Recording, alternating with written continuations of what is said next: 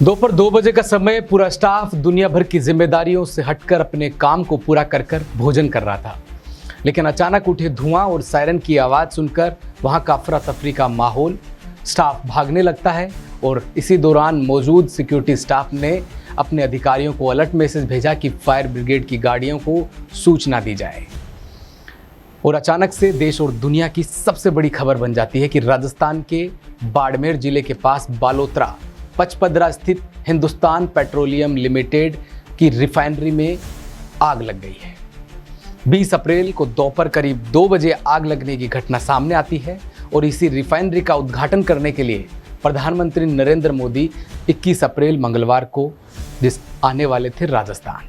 लेकिन हादसे के बाद उनका कार्यक्रम स्थगित कर दिया जाता है और बताया जा रहा है कि आग क्रूड डिस्टिलेशन यूनिट यानी कि CDU में लगी थी, जहां हाल ही में ट्रायल रन पूरा होने की बात कही जा रही थी। और इस घटना ने सुरक्षा व्यवस्थाओं पर भी गंभीर सवाल खड़े कर दिए। राजस्थान की अर्थव्यवस्था पर भी इसका नकारात्मक असर पड़ने की आशंका जताई जा रही है। गौरतलब है कि इस पूरी रिफाइनरी परियोजना की लागत 2013 में तय 37,230 करोड़ रुपए से बढ़कर अब करीब 79,459 करोड़ रुपए तक पहुंच चुकी थी, जो पहले ही काफ़ी चर्चाओं में है। अनुमानित लागत 2 बार शिलान्यास के दौरान 82,000 करोड़ रुपए से बढ़ोतरी होती है और 22 सितंबर 2023 को सोनिया गांधी ने पहली बार जब शिलान्यास किया था तो इसकी कीमत जो आकलन लगाई गई थी वो 37,230 करोड़ रुपए थी। 16 जनवरी 2018 को प्रधानमंत्री नरेंद्र मोदी दोबारा इस कार्य को शुभारंभ करते हैं। 43,129 करोड़ रुपए जो इसकी लागत बताई जाती है और 2 जून 2023 कोविड और देरी के कारण 72,937 करोड़ रुपया इसकी कीमत तय की जाती है। जुलाई 2025 में भजनलाल सरकार ने दूसरा संशोधन जारी किया, जिसमें 79,459 करोड़ रुपए इसको लेकर जारी की जाती है। डैमेज कितना हुआ है कितना नहीं हुआ है इसका तो आने वाला समय बताएगा, जब सारी चीज़ें सामने आएगी कि आखिरकार राजस्थान को और देश भर को कितना इससे नुकसान हुआ है। लेकिन इस डैमेज को पूरा करने में 1 से 6 महीने का समय कम से कम लग सकता है।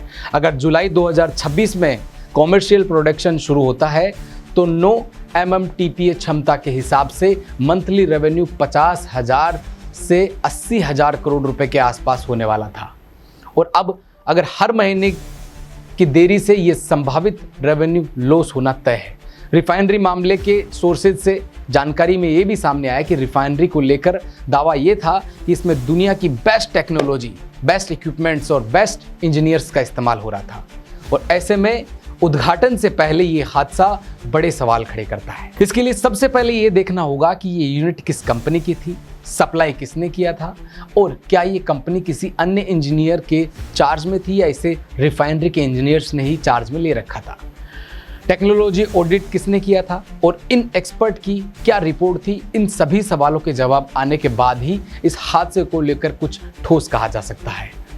वहीं शोधन क्षमता है, इस रिफाइनरी के कच्चे तेल को शोधित करने की क्षमता है वो 9 मिलियन टन प्रति वर्ष है, यानी कि अगर 1 महीने का निकाला जाए तो 7.5 लाख टन महीना यानी ये रिफाइन करता होगा। वहीं पेट्रोकेमिकल कॉम्प्लेक्स, इसमें 2 मिलियन टन की क्षमता वाला एक पेट्रोकेमिकल कॉम्प्लेक्स शामिल है। कच्चे माल का स्रोत है वो 75 लाख टन कच्चा तेल अरब देशों से प्राप्त किया जाएगा और स्थानीय उत्पादन का उपयोग है वो राजस्थान में उत्पादित 1.5 मिलियन टन कच्चे तेल का उपयोग यहीं किया जाएगा। लेकिन रिफाइनरी के साथ ही 25,000 करोड़ का पेट्रोकेमिकल हब जुड़ा हुआ है। अब सवाल ये है, अब रिफाइनरी से कच्चा माल नहीं मिलेगा तो क्या यहाँ डाउनस्ट्रीम उद्योग का निवेश भी रुक जाएगा? क्योंकि अगर इसको उपयोग नहीं किया गया तो बाड़मेर पंचपदरा क्षेत्र में हजारों युवाओं को रोजगार जो इससे मिलने वाला था, प्रोजेक्ट में देरी से इस पूरे इकोनॉमिक इकोसिस्टम की गति धीमी हो जाएगी।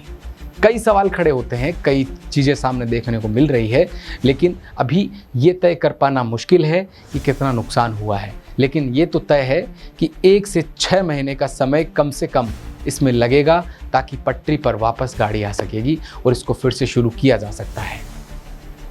कुल मिलाकर राजस्थान के लिए एक बड़ा नुकसान है, और लेकिन इसके आंकड़े जिस हिसाब से बढ़े हैं, ये पिछले कई दशक से यानी कि पिछले कई समय से लगातार इसके अंदर देरी होती गई और इसका निवेश बढ़ता गया, इसकी लागत बढ़ती गई और अभी भी देरी तय है। एक बार फिर से इसमें रुकावट आ गई है, लेकिन ये रुकावट कितनी जल्दी पूरी कर ली जाती है ये भी समय बताएगा।